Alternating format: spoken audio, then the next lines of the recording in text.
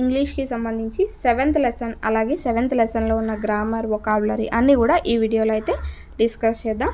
So late చేయకుండా video అయితే start చేసేద్దాం. మనకి ఈ లెసన్ అంతా కూడా చెస్ గురించి అనమాట. The wonderful world of chess. So ఇక్కడ చూసారా చెస్ బోర్డ్ అనేది ఇచ్చారు. 1 to 8 numbers A to H alphabets అనేవి ఇక్కడ ఇవ్వడం జరిగింది. Kingdoms have vanished, kings have gone, but one game they play remained with us. So kingdoms have vanished. Vanished means మాయమైపోవడం, అంటే అంతరించిపోవడం, కనిపించకపోవడం ఇలా అనమాట. సో కింగ్డమ్స్ అంటే రాజ్యాలు వెళ్ళిపోయాయి, రాజులు పోయారు, కానీ వాళ్ళతో ఉన్న ఒక గేమ్ మాత్రం ఇప్పటికీ మనతోనే ఉన్నది. వాళ్ళు ఆడిన ఒక గేమ్ మాత్రం ఇప్పటికీ మనతోనే ఉన్నది. And probably remains with us for ever. So ఎప్పటికీ మనతోనే ఉంటుంది. చెస్, సో అదే చెస్ అనమాట. CHESS chess.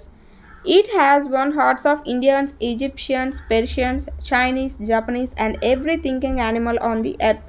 సో భూమిపైన ఆలోచన శక్తి ఉన్న ప్రతి ఒక్క మానవుడు కూడా ఈ ఆట అంటే ఇష్టం అనమాట. అంటే ఈ ఆట అందరి యొక్క హృదయాల్ని గెలుచుకుంది. ఇండియన్స్ కానీ, ఈజిప్షియన్స్ కానీ, పర్షియన్స్ కానీ, చైనీస్, జపనీస్ ఇలా అందరూ కూడా ఈ చెస్ అనేది ఆడుతూ ఉంటారు.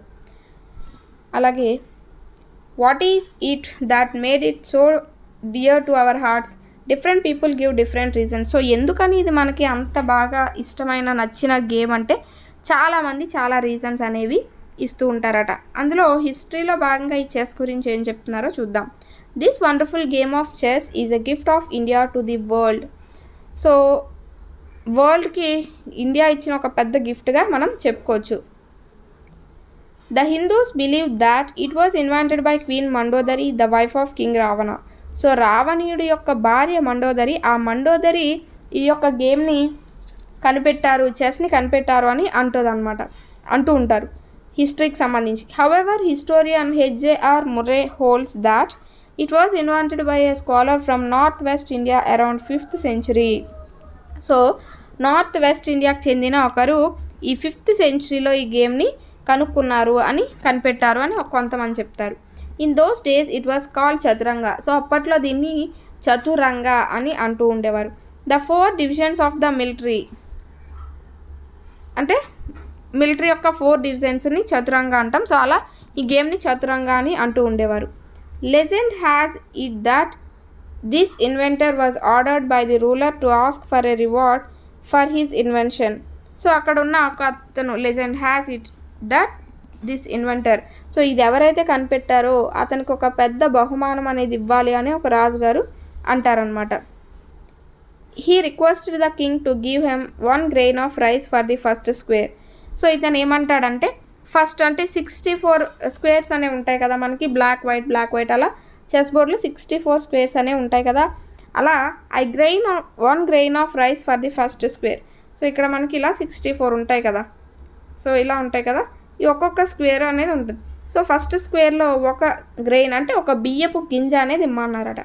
సెకండ్కి వెళ్ళేసరికి డబల్, థర్డ్కి వెళ్ళేసరికి దానికి డబల్, ఫోర్త్కి వెళ్ళేసరికి డబల్, అలా డబల్ చేసుకుంటూ 64 స్క్వేర్స్కి ఎంత అయితే వస్తుందో అంత నాకు ఇవ్వండి, అంత రైస్ అనేది నాకు ఇవ్వండి అంటాడు. 2 for the second one. So సెకండ్కి వెళ్ళేసరికి డబల్ అవుతుంది కదా 2. 4 ఫర్ ది థర్డ్కి వెళ్ళేసరికి 4 అవుతుంది. సో అలా డబల్ అవుతూ వెళ్తుంది అనమాట. 1 2 4 6 అలా 2 అంటే 8 అలా డబల్ అవుతూ వెళ్తుంది అనమాట. ఇలా doubling the number of grains continuously up to 64th square. So 64th square వరకు అలా డబుల్ చేసుకుంటూ వెళ్ళమన్నారనమాట. Everybody thought that he was a fool, but when the royal accountants announced the quantity of rice that should be given to the inventor. So అందరూ ఏమనుకుంటారంటే ఏంటి మంచి gift ఆడామంటే ఒక బియ్యపు గింజ డబల్ చేయండి అంటున్నాడు, సో ఇతను ఏదో పెద్ద ఫూల్లా ఉన్నాడే అని అందరూ అనుకుంటారు. కానీ అక్కడున్న ఆ రాజ్యంలో ఉన్న అకౌంటెంట్స్, సో ఈ లెక్కలు అవి చూస్తారు కదా, వాళ్ళు చెప్తారనమాట. సో అతను ఎంత రైస్ అనేది అడుగుతున్నారో లెక్క వేసి చెప్తారు. ఎవ్రీ వన్ వాజ్ ఆస్ట్రక్, అంటే చాలామంది అంటే ఇంకా ఆశ్చర్యపోతారనమాట. ద ఫిగర్ వాజ్ గ్యాంటిక్, అంటే చాలా ఆశ్చర్యానికి గురవుతారు అతను చెప్పిన ఆ యొక్క మొత్తం సంఖ్య చూసి. No one had ever heard of such an enormous number it was. So చూసారా ఎంత పెద్ద నెంబర్ అనేది ఉన్నదో, ఈ నెంబర్ అనమాట. ఇది ఎప్పుడు ఎవరు వినుండరు, ఇంత పెద్ద నెంబర్ అది. The accountants told the king that it could not be paid even with all the rice available on earth. So మన భూమిపైన ఉన్న అంత బియ్యాన్ని తెచ్చిన ఆ రైస్ అనేది అతనికి ఇవ్వడానికి సరిపోదు, అంటే అది అంత పెద్ద number. What a number? If you want an idea of how big this number is. So అవునా, ఎంత పెద్ద నెంబర్ అది, నీకు ఏమైనా ఐడియా ఉందా అది ఎంత పెద్ద నెంబరో అని రాజు గారు అడుగుతారు. సో వాళ్ళు ఏం చెప్తారంటే, imagine you have this much money, if you want an idea of how big this number is, imagine you have this much money.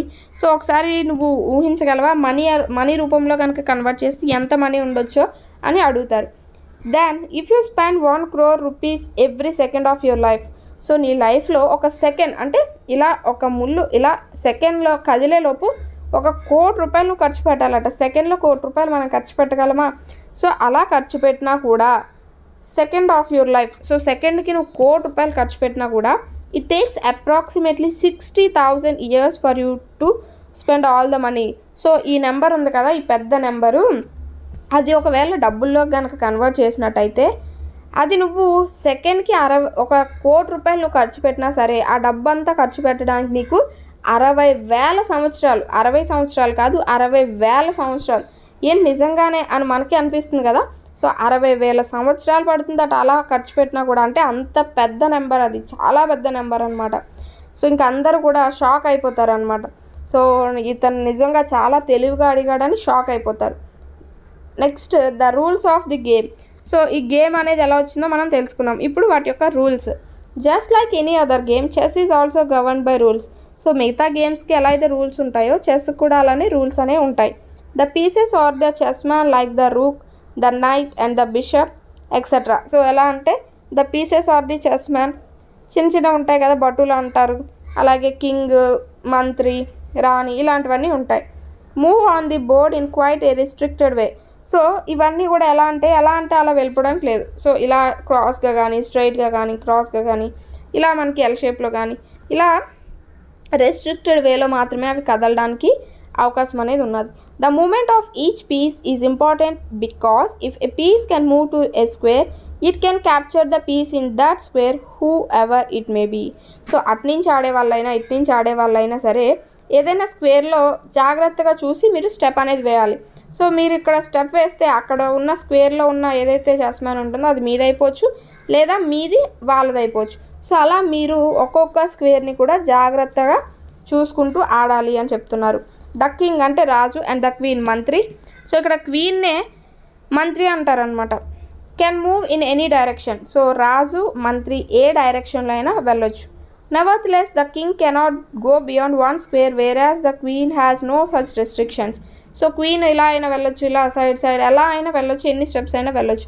But king రాజు మాత్రం ఒకే స్క్వేర్ మాత్రమే, ఎటు కదిలినా ఒక స్క్వేర్ మాత్రమే కదలగలడు. ద బిషప్ సకటు అంటారు కదా, అండ్ ద రూక్ ఏనుగు. So రూక్ని ఏనుగు అంటారు. Can move any square provided it on their path. The bishop goes diagonally వేరాస్ the rook goes straight. So ఈ సకటుని ఇలా క్రాస్గా వెళ్తూ ఉంటాయి అనమాట. అయితే బ్లాక్స్లోని లేకపోతే వైట్స్లోని క్రాస్గా వెళ్తూ ఉంటాయి, కానీ ఏనుగు మాత్రం స్ట్రైట్గా మూవ్ అవుతూ ఉంటుంది. ద నైట్ అంటే గుర్రం అనమాట. గుర్రం అండ్ ద పాన్ బంటు are very special in their own ways. The knight is the only piece that can jump over other pieces. He goes 2 squares forward or backward and 1 square sideways. అంటే ఈ విధంగా 2 squares ఇలా వచ్చి మళ్ళీ సైడ్కి ఒక square అంటే ఎల్ షేప్లో వస్తుందన్నమాట. సో అలా ఎల్ షేప్లో గుర్రం కదులుతూ ఉంటుంది.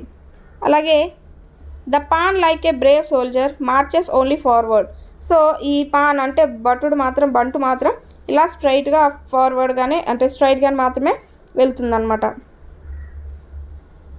When it starts from the second row, it has the option of going 1 square or 2 squares forward. So స్టార్టింగే అవి వెళ్ళేటప్పుడు అంటే సెకండ్ రో నుంచి స్టార్ట్ అయినప్పుడు సో ఈ వెనకాల అన్నీ కూడా ఈ రాజు మంత్రి అవన్నీ ఉంటాయి, ముందంతా బట్టలు ఉంటారు.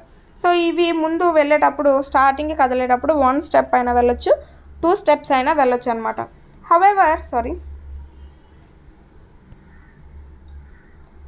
However, after the first move, it can only move 1 square forward.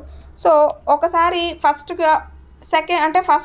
2 squares దాటింది అనుకోండి, తర్వాత నుంచి 1 స్క్వేర్ లేదు ఫస్ట్ ఒక స్క్వేర్ దాటింది అంటే ఇంక తర్వాత 2 స్టెప్స్ అనేది దాటడానికి లేదు, మళ్ళీ 1 1 1 అలాగే వెళ్ళాలన్నమాట. It can go one square diagonally when it captures one of his opponent's men. So ఎప్పుడైనా సైడ్ అంటే ఆపోజిట్ క్రాస్గా ఎవరైనా ఆపోజిట్లో ఉన్నారు అంటే అపోనెంట్ వాళ్ళది ఏదైనా ఉన్నది పిక్క అంటే దాన్ని క్యాప్చర్ చేయడానికి ఈ విధంగా క్రాస్గా 1 స్టెప్ అనేది కదలొచ్చు ఎవరు బంటు. అలాగే even if it is the mighty king, so king ఉన్నా సరే అక్కడ ఆ ప్లేస్లో కింగ్ ఉన్నా సరే క్యాప్చర్ చేసేయచ్చు అనమాట. The pan has another speciality, it is the only peace that can have promotion to any rank. This is possible by when it reaches any square on the first row of the opponent. So వెళ్ళడానికి అంటే first row opponent యొక్క first రోకి వెళ్ళడానికి దీనికి chance అనేది ఉంటుంది. Next, a player marches her chessman and tries to capture the opponent's king. If she does that she called out checkmate and wins the game. So ఎప్పుడైతే రాజ్కి వెళ్ళి check పెట్టేస్తారో అంటే రాజు ఇంకెటు కదలలేకుండా పరిస్థితిలో చేసేస్తారో అప్పుడు చెక్ అనమాట. సో గేమ్ అనేది అక్కడితో ఎండ్ అయిపోతుంది. It sound simple but it is very very complicated. So chess అనేది వినడానికి చెస్ మామూలుగా ఉంది, కానీ ఆట మాత్రం చాలా కాంప్లికేటెడ్, చాలా కష్టంగా చాలా తెలివితో ఆడాలి. అలాగే do you know how many ways are there to do that. So ఎన్ని వేస్లో ఆడొచ్చో మీకు తెలుసా అని అడుగుతున్నారు. Mathematicians say that around 10 to the power of 120 unique games are possible in chess. అంటే అందరూ ఒకేలా ఆడరు కదా. సపోజ్ కబడ్డీ ఉందనుకోండి, కబడ్డీ ఖోఖో క్రికెట్ ఇలా చూసుకుంటే అందరూ ఒకలా ఉంటారు. కానీ చెస్ అనేది ఎలా అంటే ఎన్ని టైమ్స్ అంటే ఎన్ని విధాలుగా ఆడొచ్చు అంటే 10 to the power of 120 times. అంటే ఇది ఎంత పెద్ద నెంబరో మీరే ఊహించుకోవచ్చు. అంటే అన్ని విధాలుగా మీరు ఈ చెస్ గేమ్ అనేది ఆడొచ్చట. అలాగే compare this jumbo number with the earlier number 2 to the power of 64 minus 1. How big is this? There are not even that many electrons in this universe. So ఇన్ని పాసిబుల్ వేస్లో ఆడడం అంటే అది చాలా చాలా complicated. మహా అయితే అందరూ ఒక 10 ఒక 20 సో ఒక 10 ఆడటమే అంటే 10 వేస్లో ఆడటమే చాలా కష్టం. But 10 to the power of 120 అంటే చాలా చాలా ఎక్కువ అనమాట. Next, competitions and governing bodies. So దీనికి సంబంధించి ఎవరు బాధ్యత వహిస్తారు ఏంటి అనేవి. Each district and state has a chess association which conducts training camps and tournaments. So ప్రతి జిల్లాలో కూడా ఈ చెస్కి సంబంధించి అసోసియేషన్ అనేది ఒకటి ఉంటుంది. సో అదేం చేస్తుంది, ఈ చెస్ బాగా ఆడే వాళ్ళకి ట్రైనింగ్ ఇవ్వడం కానీ టోర్నమెంట్స్ క్రియేట్ చేయడం కానీ చేస్తూ ఉంటుందన్నమాట. The state associations are affiliated to all Indian chess federation. So స్టేట్లో ఏవైతే అన్ని అసోసియేషన్స్ ఉంటాయో ఇవన్నీ కూడా దేశపరంగా అంటే జాతీయ పరంగా ఆల్ ఇండియా చెస్ ఫెడరేషన్తో కనెక్ట్ అయ్యి ఉంటాయన్నమాట. Which in turn is affiliated to the world chess federation. So ఇవన్నీ దేనికి ఇండియాలో ఉన్న ఆల్ ఇండియా ఫెడరేషన్ దేనికి కనెక్ట్ అయి ఉంటుందంటే వరల్డ్ చెస్ ఫెడరేషన్కి కనెక్ట్ అయి ఉంటుంది. It is also called FIDE. It acts as the governing body of international chess competition. So ఈ FIDE అనేది బాధ్యత వహిస్తూ ఉంటుందన్నమాట. It gives a rating to every player in the world depending upon the number of games won, drawn or lost. The greater the rating the better the player. So ఈ యొక్క FIDE అనేది వీళ్ళకి rating ఇస్తుంది అనమాట. వాళ్ళు గెలిచిన games బట్టి వాళ్ళు ఆడిన ఆట విధానం బట్టి గేమ్ పరంగా ర్యాంక్స్ అనేవి ఇస్తుందట. If you are on the lookout you will find many invitation tournaments conducted at school, village, mandal, district and state levels. You can rise to the ranks of an international grandmaster or simply grandmaster nowadays by winning more and more games and becoming a candidate master, then the FIDE master and then an international master. So ఎలా అంటే ఇక్కడ grand master, candidate master, FIDE master, international master ఇలా ఏంటంటే వాళ్ళు ఆడే దాన్ని బట్టి ranks అనేవి ఉంటాయన్నమాట. ఇంటర్నేషనల్ గ్రాండ్ మాస్టర్ అని వాళ్ళని గ్రాండ్ మాస్టర్ అని సింపుల్గా పిలుస్తూ ఉంటారనమాట.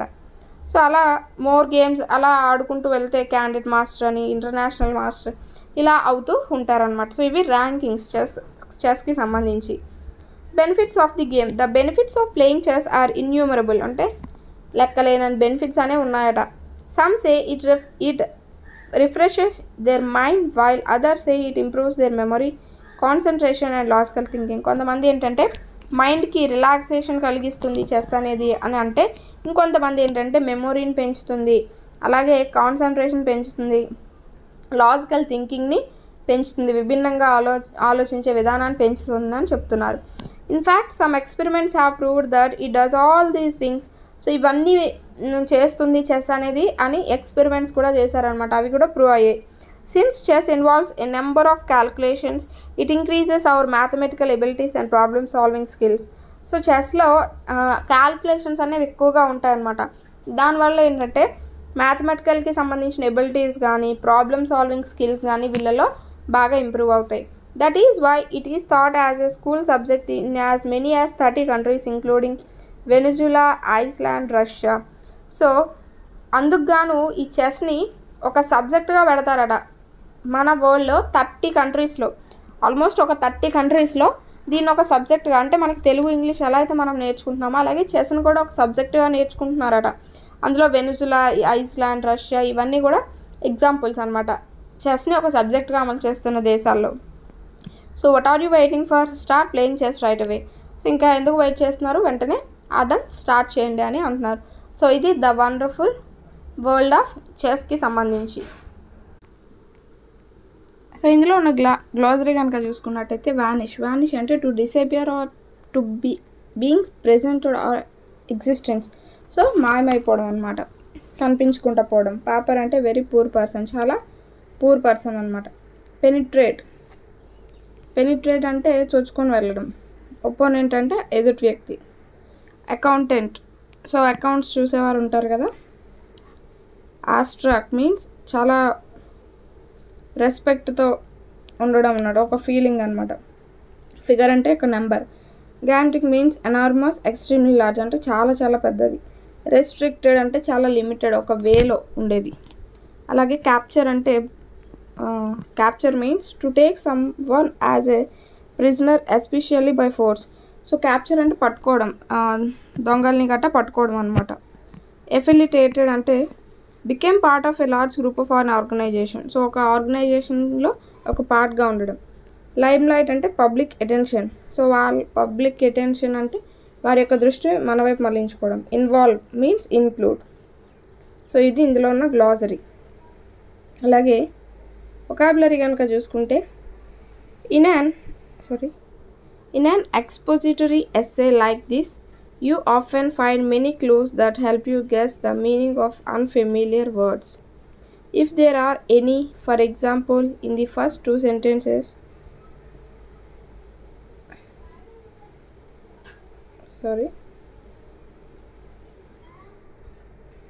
సో ఇక్కడ ఏమంటున్నాడంటే మనకి కొన్ని సెంటెన్సెస్ అనేవి ఇచ్చాడు. సెంటెన్సెస్లో కొన్ని మీనింగ్ అంటే కొన్ని వాటి యొక్క మీనింగ్ని రిప్రజెంట్ చేసేలా ఉన్నాయి, ఒకటి ఆ యొక్క వర్డ్కి ఆపోజిట్గా కొన్ని ఉన్నాయి. ఇక్కడ కనుక చూసినట్టయితే kingdom have vanished, kings have gone, but one game they played remind us. So ఇక్కడ వానిష్డ్ అన్న గాన్ అన్న రెండు ఒకటే. సో వానిష్డ్కి గాన్ అనేది ఇంకొక మీనింగ్ కింద చెప్పొచ్చు. అలా Kings. Even if you are a pauper, it makes you a king and gives you dash. So ఇక్కడ పాపర్ అంటే పూరివాడు అనమాట, చాలా పూరివాడు, చాలా పేదవాడు. కింగ్ అంటే గొప్పవాడు కదా, సో డబ్బున్నవాడు బాగా. సో పాపర్కి కింగ్ అనేది ఆపోజిట్ వర్డ్ కింద మనం చెప్పొచ్చు. అలాగే పెనిట్రేట్ అంటే ఇక్కడ ఎనిమీస్ మీన్స్ అపోనెంట్. ఎనిమీకి అపోనెంట్ అనేవారు ఇద్దరు ఒకటే అనమాట. ఎనిమీ అన్న అపోనెంట్ అన్న ఒకటే. సో ఎనిమీకి అపోనెంట్ అనేది ఒక సినోనిమ్ కింద చెప్పొచ్చు. అలాగే ఇక్కడ ఫిగర్ అంటే ఏంటంటే నెంబర్, అదొక సినోనిమ్ కింద చెప్పొచ్చు. అలాగే గిగాంటిక్, ఎనార్మస్ ఈ రెండు కూడా ఒకటే. ద పీసెస్ అంటే లార్జ్ అనే అర్థం. Enormous means pieces, chessman, the rook, the knight, the bishop. So ఇక్కడ పీసెస్ అంటే ఏంటి? చెస్మెన్స్ అంటే మళ్ళీ రూక్, నైట్, బిషప్ ఇవన్నీ కూడా చెస్మన్ అని అంటూ ఉంటాం. అలాగే సింపుల్, కాంప్లికేటెడ్. సింపుల్ అంటే చాలా ఈజీ అని, కాంప్లికేటెడ్ అంటే చాలా కష్టంతో కూడుకున్నది అని. సో కాంప్లికేటెడ్ అనేది సింపుల్కి ఆపోజిట్ వర్డ్ కింద అయితే చెప్పొచ్చు. సో ఇక్కడ చూస్తే you have learn that the king, the queen, the bishop are call chess man. So ఇక్కడ కింగ్, క్వీన్, బిషప్, రూక్ ఇవన్నీ చెస్ మ్యాన్ అని మనం చెప్పుకున్నాం. So you can call any of them a chess man. So వాటిలో దేన్నైనా మీరు ఒక chess man అని పిలవచ్చు. అంటే కింగ్ నవ్వచ్చు, క్వీన్ నవ్వచ్చు, అలాగే రూక్ నవ్వచ్చు, దేన్నైనా చెస్ మ్యాన్ అని పిలవచ్చు.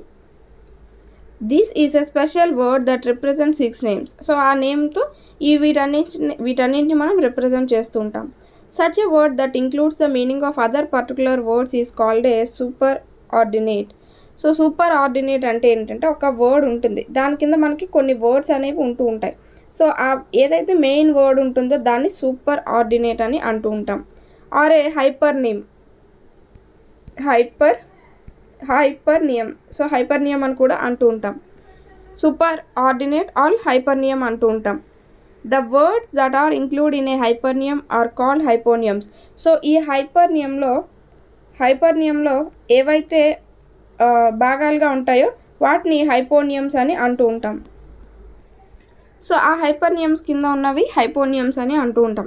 సపోజ్ ఇక్కడ చెస్ అనేది ఒక హైపర్నియం అయితే చెస్ కింద ఉన్న బిషప్, కింగ్, క్వీన్, రూక్ ఇవన్నీ కూడా హైపోనియమ్స్ అనేవి అవుతాయి. సో ఆల్రెడీ మీకు అర్థమయ్యే ఉంటుందన్నమాట. A hypernym can be a hyponym of another హైపర్నియం.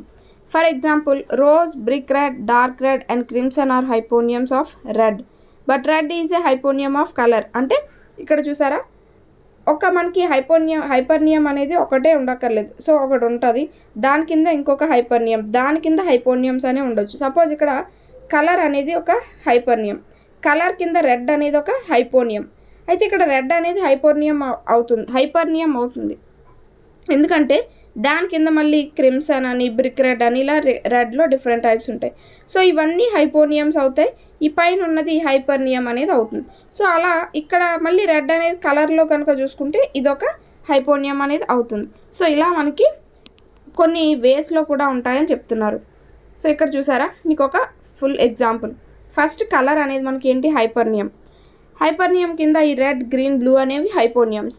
So వాటి కింద ఈ brick red, rose, crimson, magenta వీటిల్లో చూసుకుంటే రెడ్ అనేది ఏంటి, హైపర్నియం. సో రెడ్ అనేది హైపర్నియం, ఈ కింద ఉన్నవన్నీ కూడా హైపోనియమ్స్ అనమాట. సో ఇలా ఒక ఆర్డర్లో కూడా మనం చెప్పుకోవచ్చు అనమాట ఈ హైపర్నియమ్స్ గురించి. నెక్స్ట్ గ్రామర్లో కనుక చూసుకుంటే if you want an idea of how big this number is, imagine you have this much money. So if you want an idea of how big this number is, so నీకు ఒక idea రావాలి అంటే ఈ number అనేది ఎంత పెద్దదో నీకు idea రావాలంటే imagine you have this much money. So అది నువ్వు మనీలాగా ఊహించుకో అని చెప్తున్నారు. Then if you spend 1 crore rupees every second of your life, so నువ్వు ఒక సెకండ్కి 1 కోటి రూపాయలు కనుక ఖర్చు పెట్టినట్టయితే it takes approximately 60 years for you to spend all the money. నీకు 60,000 సంవత్సరాలు పడుతుంది ఇదంతా ఖర్చు పెట్టడానికి అని చెప్తున్నారు. If she does that she calls out checkmate and wins the game. If she does that, ఒకవేళ ఆమె అలా చేస్తే she calls out checkmate and wins the game. So ఆమె చెక్మేట్ అని చెప్పి గేమ్ విన్ అవుతుంది. If you are on the lookout you will find many invitation tournaments conducted at school, village, mandal, district and state levels. So బయట కనుక మనం చూసినట్టయితే ఈ ఏదైతే చెస్కి సంబంధించి టోర్నమెంట్స్కి ఇన్విటేషన్స్, అంటే స్కూల్ లెవెల్లో కానీ, విలేజ్ లెవెల్లో కానీ, మండల్, డిస్ట్రిక్ట్, స్టేట్ లెవెల్స్లో జరిగే టోర్నమెంట్స్కి ఇన్విటేషన్ అనేది వస్తుంది. సో ఈ విధంగా మనకి 4 sentences అనేవి ఇచ్చాడు. ఇక్కడ చూద్దాం in the above sentences. So చాలా ఈజీ అండి, ఇఫ్ క్లాస్ అనేది చాలా ఈజీ. సో వీటి గురించి నేను సపరేట్గా ఒక వీడియో ఇఫ్ క్లాస్ గురించి మీకు ఇన్ డీటెయిల్గా ఒక వీడియో కూడా అప్లోడ్ చేస్తాను, అండ్ ఇది కూడా ఎక్స్ప్లెయిన్ చేసుకుందాం. సో ఇఫ్ క్లాస్ అనేది ఇంతకు ముందు కూడా వచ్చింది క్లాస్లో. సో అది ఇది కలిపి మీరు ఇంకా ఇఫ్ క్లాస్ అనేది ఫుల్గా మీకు అర్థమయ్యేలాగా ఒక వీడియో అయితే నేను అప్లోడ్ చేస్తాను. In the above sentences a condition is expressed using if clause. Notice the comma and at the end of the clause that follows it is the main clause. So మనకి comma తర్వాత ఏదైతే clause ఉంటుందో, suppose ఇక్కడ చూడండి మనకి if clause కాకుండా comma తర్వాత imagine you have this much money, అలాగే it takes approximately 60 years for you to spend all the money. So ఇలా కామా తర్వాత ఉన్న ఫుల్ మీనింగ్ ఇచ్చే ఏదైతే సెంటెన్స్ ఉంటుందో అది మనకి మెయిన్ క్లాజ్ అని అంటూ ఉంటాం. అలాగే ఏదైతే కామా ముందు ఇఫ్తో కూడి ఉంటుందో దాన్ని ఇఫ్ క్లాజ్ అని కానీ సబార్డినేట్ క్లాజ్ అని కానీ అంటూ ఉంటాం. సో ఇవన్నీ కూడా మనకి మెయిన్ క్లాజులు అనేవి అవుతాయి. ఏదైతే ముందున్న కామాతో ఉన్న ఇఫ్ క్లాజ్ అనేది ఉన్నదో, సో ఇఫ్తో స్టార్ట్ అయింది ఉన్నదో, సో దాన్ని మనం ఇఫ్ క్లాజ్ అని ఆర్ సబార్డినేట్ క్లాజ్ అని అంటూ ఉంటాం. సో ఇది main clause or subordinate clause. So దాన్ని డిపెండెంట్ క్లాజ్ అని కూడా అంటాం. ఇఫ్తో ఉన్నదాన్ని డిపెండెంట్ క్లాజ్ అంటాం. ఎందుకంటే అది ఎప్పుడు కూడా ఈ మెయిన్ క్లాజ్ పైన డిపెండ్ అవుతూ ఉంటుందన్నమాట. సో అది మెయిన్ క్లాజ్ పైన డిపెండ్ అయితేనే దానికి ఒక ఫుల్ మీనింగ్ అనేది ఉంటుంది. సో లేకపోతే దానికి ఫుల్ మీనింగ్ అనేది ఉండదు. అందుకని దాన్ని డిపెండెంట్ క్లాజ్ అని అంటూ ఉంటాం. సో ఆ విధంగా అది మనకి మెయిన్ క్లాజ్ అనేది అవుతుంది. Or notice the tense in both clauses it is simple present. However sentence 4 has will denoting future. So ఇక్కడ అన్నిటిలో కూడా మనకి సింపుల్ ఫ్యూచర్ ఉంది. Wins the game, takes approximately, imagine you have this much money. So ఇవన్నీ కూడా మనకి simple present టెన్స్లోనే ఉన్నది. ఒక 4th కనుక చూసుకుంటే యు విల్ అంటే ఫ్యూచర్ని తెలియజేస్తూ ఉన్నదన్నమాట. Sentence 2nd and 3rd talk about what happens the condition when the condition is met, whereas the first sentence ask the listener reader to do something when the condition is met with notice the imperative in the main clause. So ఇక్కడ ఏంటంటున్నారంటే, so 2nd, 3rd సెంటెన్స్లో ఏదైనా ఒక condition జరిగితే ఏం జరుగుతుంది అనేది తెలియజేస్తున్నారు. అయితే వీటిలో ఇఫ్ క్లాజెస్లో మనకి టైప్ 0, టైప్ 1 అనేది ఉంటుంది. సో చూస్తే sentences 2 and 3 talk about what is certain according to mathematics and according to the rules of chess respectively. This type of condition is called if clause type 0. This is also used to talk about universal truths, common sense, experience and facts decided by science. అంటే ఎలా అంటే సింపుల్గా చెప్పుకోవాలి అనుకుంటే మనకి if clause type 0 అనేది దేనికి వాడతామంటే universal ట్రూత్స్కి కానీ ఏవైనా ఫ్యాక్ట్స్కి ఉపయోగించే ఎక్స్పీరియన్స్, కామన్ సెన్స్ ఇలాంటి వాటికి మనం టైప్ 0 అనేది వాడుతూ ఉంటాం. If you heat ice it melts. So ఐస్ని హీట్ చేస్తే ఏం జరుగుతుంది? మెల్ట్ అవుతుంది, కరిగిపోతుంది. అలాగే if you put blue litmus paper in any acid it turns red. So blue litmus యాసిడ్లో పెడితే ఏమవుతుంది? రెడ్గా టర్న్ అవుతుంది. అదంతా కూడా మనకి బేసిక్ నాలెడ్జ్ అనమాట, బేసిక్ ఎక్స్పీరియన్స్ కానీ. సో సైన్స్కి సంబంధించి, మ్యాథమెటిక్స్కి సంబంధించి, అలాగే యూనివర్సల్ ట్రూత్స్కి సంబంధించి టైప్ 0ని మనం వాడుతూ ఉంటాం. అలాగే సెంటెన్స్ 4లో కనుక చూసుకుంటే ఇది ఇఫ్ క్లాజ్ టైప్ 1 అనమాట. అంటే ఏదైనా ఒక పర్టికులర్ పని జరిగితే, అంటే ఈ విధంగా చేస్తే ఇంకొక పని జరుగుతుంది, సో ఒక పని జరిగితే ఇంకొక పని జరుగుతుంది అని చెప్పడానికి ఇవి యూజ్ చేస్తూ ఉంటారు ఈ టైప్. ఇందులో మనకి ఫ్యూచర్ అనేది తెలియజేస్తుంది. విల్ అనేది మెయిన్ క్లాస్లో యూజ్ చేస్తూ ఉంటాం, ఎందుకంటే ఫ్యూచర్లో పాసిబిలిటీని ఎక్స్ప్రెస్ చేయడానికి అనమాట. సో ఇప్పుడు నువ్వు బాగా చదివితే నువ్వు మంచి మార్క్స్ అనేవి తెచ్చుకుంటావు, so you will get good marks. ఇలా ఏంటంటే ఫ్యూచర్ పాసిబిలిటీని మనకి ఈ టైప్ 1లో తెలియజేస్తూ ఉంటాం. Sentence 1 has an imperative in the main class. We don't know whether it will be fulfilled or not. Since these two expresses possibility, it comes under if class type 1. So first సెంటెన్స్లో కూడా మనకి అలాంటిదే ఇచ్చాడు. అయితే ఇక్కడ ఏంటి అంటే అది జరుగుతుందో జరగకపోవచ్చో తర్వాత విషయం, బట్ పాసిబిలిటీని ఎక్స్ప్రెస్ అనేది చేస్తూ ఉంటుంది అనమాట. Notice that if clause type 0 does not talk about possibility.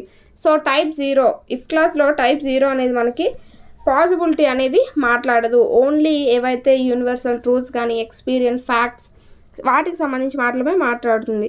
అలాగే usually it talks about certainly. It does not use will or any other auxiliary in the main clause. So ఎప్పుడైనా సర్టెన్గా మాట్లాడినా will అనేది use చేయదు. So will అనేది మనకి type 1లో మాత్రమే use చేస్తూ ఉంటాం. సపోజ్ ఇక్కడ చూడండి, read the following sentences and underline the if clause, then decide whether they are type 0 or type 1. Discuss and then write 0 or 1 against each sentence. The first is done for you. So ఇక్కడ ఏమంటున్నాడంటే you need not buy pink color. If you mix it red and white you get pink color. So అక్కడ ఎలాంటి పాసిబిలిటీని express చేయలేదు, so అదొక truth అనమాట. So అందుకని type 0 అనేది ఉంది. అలాగే మనకి ఎలాంటి విల్ అనేది లేదు, అంటే ఫ్యూచర్ని తెలియజేసే పాసిబిలిటీని తెలియజేసే విల్ అనేది కూడా ఎక్కడా లేదు కాబట్టి జీరోలో ఉంది. ఒకవేళ సో చూద్దాం. Listen to your father, if you do not listen to him you will be in trouble. So ఇక్కడ చూస్తే listen to your father, if you do not listen to him you will be in trouble. So ఇక్కడ type 1ని తెలియజేస్తుంది. ఒకవేళ మీ father మాటలు కనుక నువ్వు వినకపోతే నువ్వు ఫ్యూచర్లో ట్రబుల్ అనేది ఫేస్ చేస్తావు ఖచ్చితంగా, అంటే అక్కడ పాసిబిలిటీని తెలుపుతున్నారు. సో టైప్ 1లో ఉంది. My brother said, if you want to get good marks why don't you study harder. So ఇక్కడ if you want to get good marks, నీకు గుడ్ మార్క్స్ రావాలంటే నువ్వెందుకు కష్టపడి చదవకూడదు సో అని వాళ్ళ బ్రదర్ అన్నారట. ఇక్కడ మనకి చూసినట్టయితే సో ఇక్కడ కూడా మనకి టైప్ 0లోనే ఉన్నది. Do not take away my homework book, if you do it once I will take you to the head master. So ఇది మనకి ఫ్యూచర్ పాసిబిలిటీని తెలియజేస్తుంది కానీ టైప్ 1.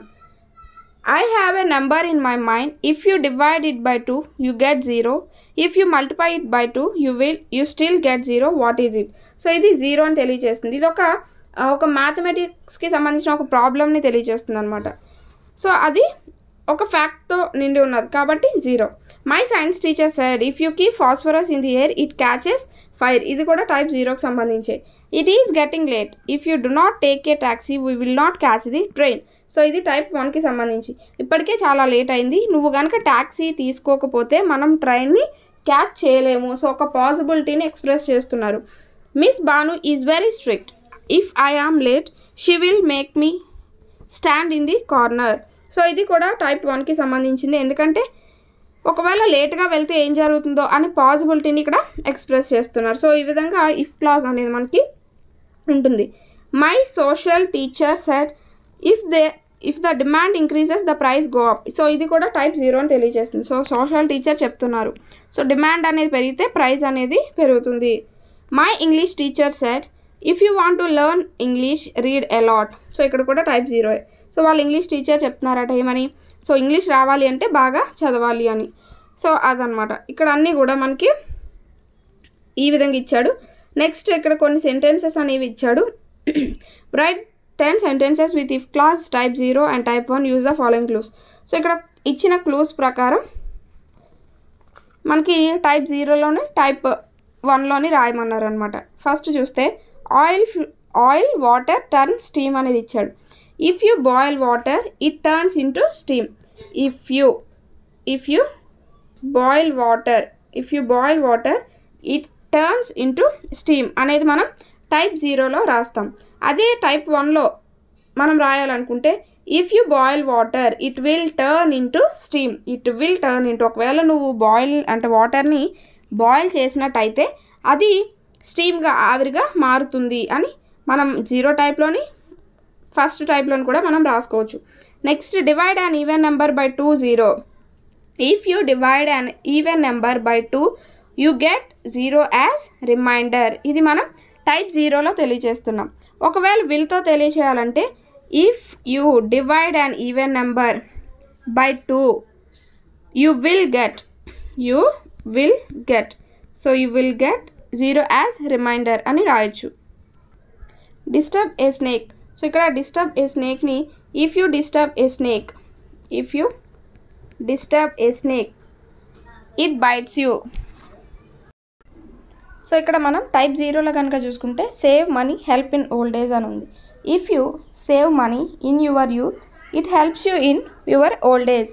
సో మీరు యంగ్గా ఉన్నప్పుడు మనీ అనేది సేవ్ చేసుకుంటే అది మీకు ఓల్డ్ ఏజ్లో ఉపయోగపడుతుంది. అదొక అంటే 0 టైప్లో మనం రాసుకోవచ్చు.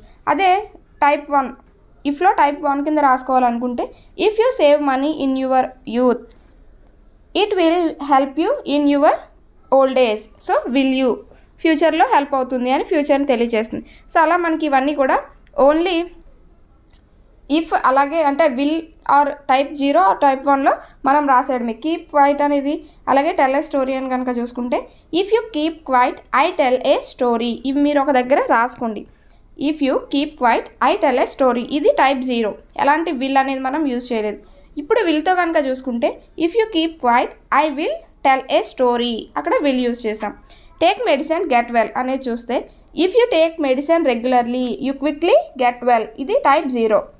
If you take medicine regularly you will quickly get well, will అనేది మనం యాడ్ చేయడమే, అంతకు మించి ఏ మార్పు అనేది ఉండదు. Next meet Ravi Varma ask see me.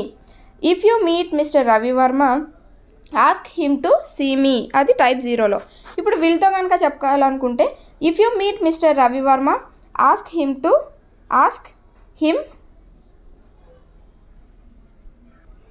Next buy 2 pairs 1 pair free. If you buy 2 pairs 1 pair will be free అని రాయొచ్చు. అలాగే help me with English, help with maths. If you help me with English I help you with mathematics, type 0. If you help me with English I will help you with mathematics, so will అనేది వచ్చింది type 1. Miss bus what you do. If you miss the bus what you do, అది type 0. If you miss the bus what will you do, ఇది type 1. So ఇలా మనల్ని రాయమన్నారు. Next ఇంకా మనకి ఇక్కడ ఒక పారా అనేది ఇచ్చారు, దాంట్లో కొన్ని మిస్టేక్స్ అనేవి ఉన్నాయట. క్యాపిటల్ లెటర్స్లో కానీ పంక్చువేషన్లో కానీ ప్రిపోజిషన్స్ ఇలా కొన్ని వర్బ్ ఫార్మ్స్ వీటిల్లో తప్పులు అనేవి ఉన్నాయి. సో వాటిని కనుక్కోమన్నారు. Health is wealth. If we understand this we can kept ourselves fit. So ఇక్కడ కెప్ట్ కాదు keep ourselves fit. Apart from, so ఇక్కడ ఏ పార్ట్లో ఏ అనేది క్యాపిటల్ వస్తుంది. Apart from a balanced diet sports is necessary to maintain our health. Health పక్కన full stop. We may feel that if we spend our time in playing when should we study. So when should we study పక్కన question mark వస్తుంది. Here is a solution. So here is a అనేది వస్తుంది, a solution. Study on the morning as the mind is fresh. After you return home from school play for about 1 to 2 hours as the mind is tired పక్కన మనకి చుక్క. Next ఇక్కడ fresh పక్కన comma పెడతాం. Then you can study again. So friends always remember the proverb all study and no play makes Jack a dull boy. This proverb not only apply to Jack but for all of us. So ఇక్కడ all అనేది capital వస్తుంది, లాస్ట్లో full stop. So ఈ విధంగా మనం ఎర్రర్స్ని identify చేయొచ్చు. So ఇది మనకి ఈ లెసన్లో ఉన్న గ్రామర్ వొకాబులరీ అన్నీ కూడా. నెక్స్ట్ ఇందులో ఉన్న పోయం కనుక చూసుకుంటే చెస్ అనమాట. చెస్ అనే పోయంలో కనుక చూసుకుంటే I like to think chess is a courteous game. I play it with my family friends. I like to think chess is a peaceful game. Nobody gets hurt when it's end. So chess అనేది చాలా మనసు ప్రశాంతత కలిగించే ఆట. So ఫ్యామిలీతో ఫ్రెండ్స్తో ఎవరితో అయినా ఆడుకోవచ్చు. సో నేను మా ఫ్యామిలీ ఫ్రెండ్స్తో ఆడుతూ ఉంటాను. అలాగే చెస్ చాలా పీస్ఫుల్ గేమ్, మైండ్ని చాలా రిలాక్సేషన్గా ఉంచుతుంది. సో దీనివల్ల ఇది ఆడడం వల్ల ఎవరు బాధపడరు, అంటే ఒకరు ఓడిపోయినా బాధపడరు అంటున్నారు. I never distract my opponent. I don't want to act like a pest. So ఇక్కడ ఐ నెవర్ డిస్ట్రాక్ట్ అంటే కొంచెం డిస్టర్బ్ అవ్వడం అనమాట. ఇప్పుడు క్రికెట్ అది ఉందనుకోండి, అందులో ఎవరైనా పక్కన ఏదైనా ఆడడం చేసినా కొంచెం డిస్ట్రాక్ట్ అవుతూ ఉంటారు. సో ఇక్కడ అలా ఉండదు అనమాట. I don't want to act like a pest. I hope they behave in the very same way. So both of us play at our best. So ఎలా అంటే క్రూరంగా అలా కాకుండా ఇద్దరు కూడా ఒకే వేలో ఆడుతూ ఉంటారు. I know chess is not really gentle. It is more like a war or fight. So chess అనేది వినడానికి ఉన్నంత జెంటిల్గా ఏముండదు, ఒక వార్లా ఉంటుంది. But I always shake hands at the start and the end. So we can stay friends day and night. So game start అయినప్పుడు end అయినప్పుడు కూడా మేము షేక్ హ్యాండ్ ఇచ్చుకుంటాం. సో మేము చాలా ఫ్రెండ్స్ లాగే, అంటే డే అండ్ నైట్ ఫ్రెండ్స్లా ఉంటాం తప్ప గేమ్ పరంగా ఎనిమీస్ లాగా అయితే ఉండము. On the board we are enemies, off the board we are friends. So board ముందు ఉన్నప్పుడు ఎనిమీస్లా ఫైట్ చేస్తాం, బోర్డ్ తర్వాత మేము నార్మల్గా ఫ్రెండ్సే. On the board there's never peace but that is just pretend. So board పైన ఆడుతున్నంతసేపు కూడా చాలా టెన్షన్గా ఫియర్గా ఉంటుందన్నమాట. అంత పీస్ ఏమి ఉండదు, అంటే ప్రశాంతంగా ఏముండదు. On the board we are enemies, off the board we are friends, but off the board I hope for peace that never ends. So ఎప్పుడైతే బోర్డ్ ఆఫ్ అయిపోతుందో, అంటే గేమ్ ఎండ్ అయిపోతుందో, తర్వాత చాలా పీస్ఫుల్గా ఉంటుందట. I like to think chess is a courteous game. I play it with my family and friends. I like to think chess is a peaceful game. Nobody get hurts when it end. So ఇది ఎవరు రాశారు అంటే నథాన్ జే Goldberg అనేవారు రాశారు.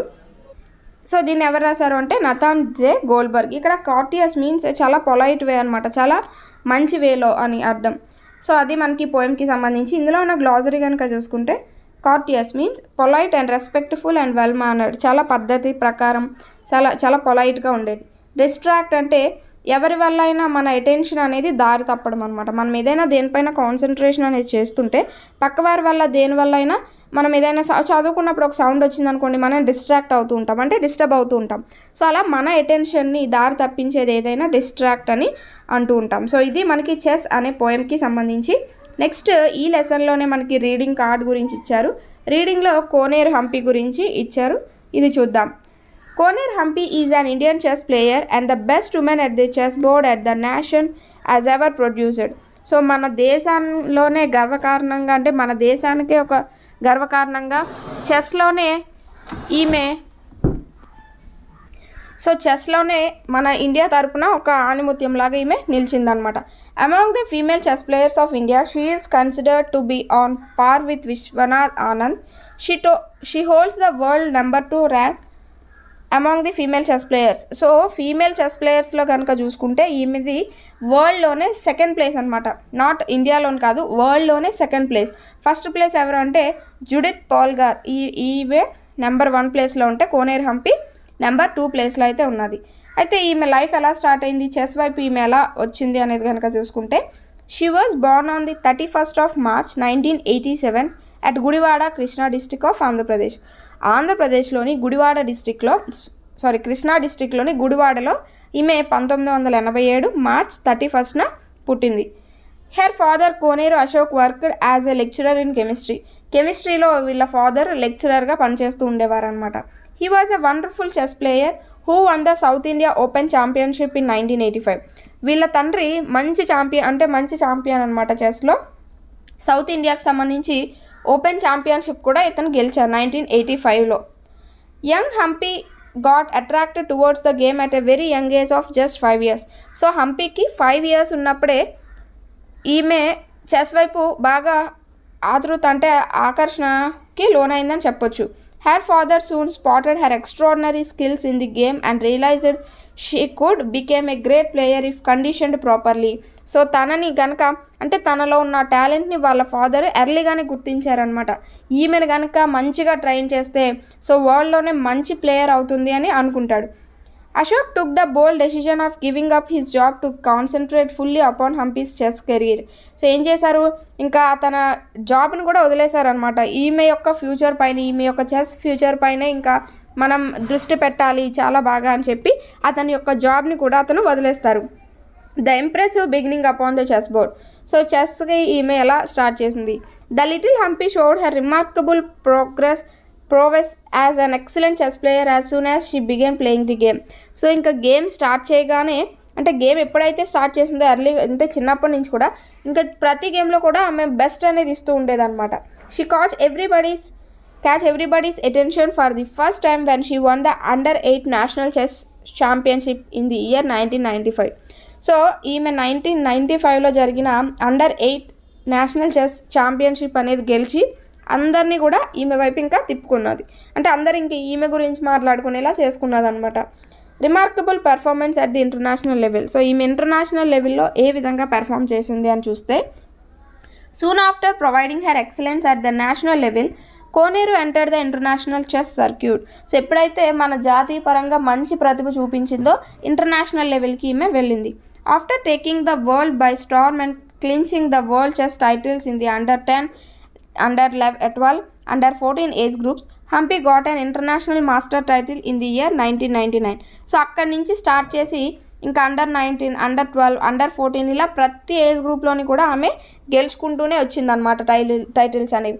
ఆ తర్వాత international master title అనేది కూడా ఈమె 1999లో గెలుచుకోవడం జరిగింది. ఎప్పుడు అంటే 12 ఇయర్స్కే ఈమె ఆ టైటిల్ అనేది గెలుచుకున్నది.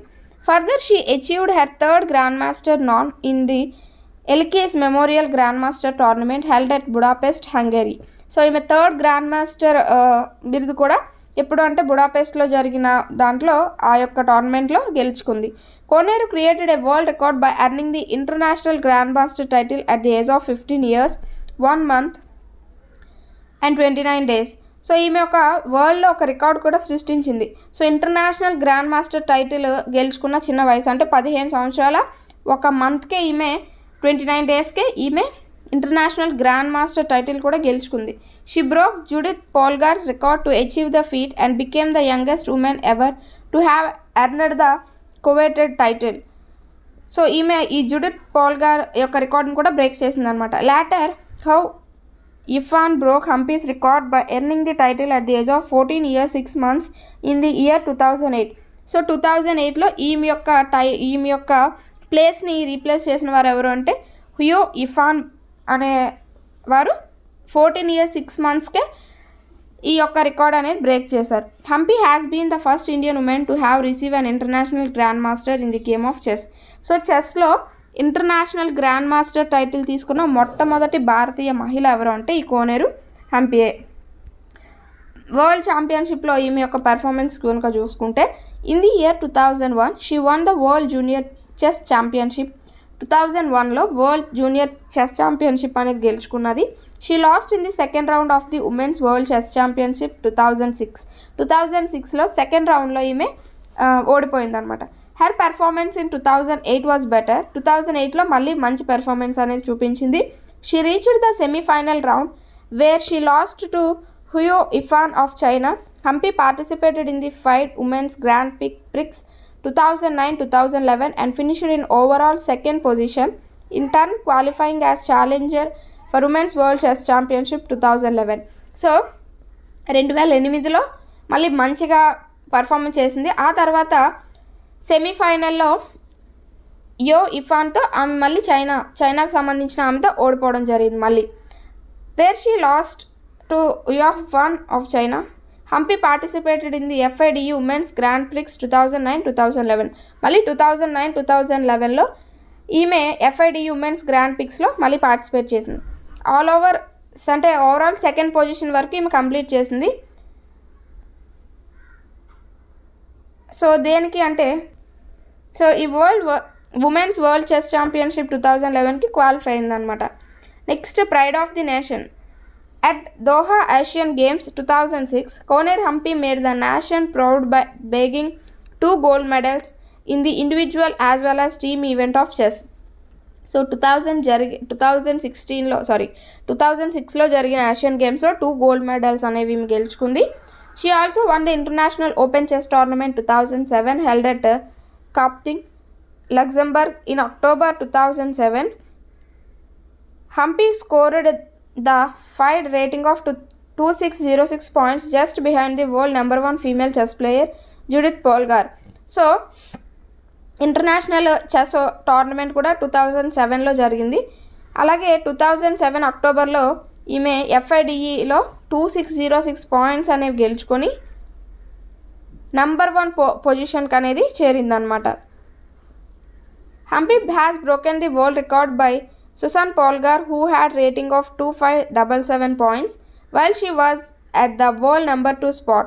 Humpy has also been the second woman ever in the history of chess who has crossed the 2600 points mark. Judith Polgar has done it for the first time.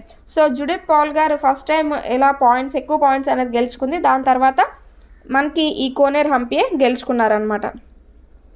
So Susan పోల్గార్ అనే ఆమెకి సంబంధించి ఆమె సృష్టించిన రికార్డ్ని ఈ హంపీ గారు cross చేశారనమాట 2606 పాయింట్స్తో. అలాగే 2600 పాయింట్స్ మార్క్ అనేది క్రాస్ చేసిన సెకండ్ ఉమెన్ కూడా ఈమె. ఫస్ట్ ఎవరు అంటే జుడిత్ పోల్గార్, సెకండ్ ఈ కోనేర్ హంపీయే. Next awards, honours. For showing extraordinary talent as a chess player and making the nation proud several times at the international level, Koneru Humpy has been honoured with a number of awards and recognitions. So మన జాతీయ పరంగా కానీ international పరంగా కానీ చెస్లో ఎంతో మంచి ప్రతిభ చూపించినందుకు ఈమెకి ఎన్నో అవార్డ్స్ అనేవి వచ్చాయి. To commend her exceptional skills and achievements, the government of India bestowed upon her the coveted Arjuna Award in the year 2003. 2003లో అర్జున అవార్డు ఇచ్చారు. Further, in the year 2007, she was awarded with prestigious Padma Shri Award. Padmashri award అనేది 2007లో తీసుకుంది. Hampi was also conferred upon the Rajalakshmi award in year 2008 by Rajalakshmi foundation of Chennai. So చెన్నైలోని Rajyalakshmi foundation తరపు నుంచి 2008లో Rajyalakshmi award కూడా ఈమె తీసుకోవడం జరిగిందనమాట. సో ఇది మనకి కోనేరు హంపి అనే లెసన్కి సంబంధించి. సో ఇది మనకి లెసన్. నెక్స్ట్ లెసన్లో మనం స్నేక్స్ ఇన్ ఇండియా అనే లెసన్ గురించి అయితే డిస్కస్ చేద్దాం నెక్స్ట్ క్లాస్లో. Thanks for watching. నెక్స్ట్ వీడియోతో అయితే మళ్ళీ కలుద్దాం.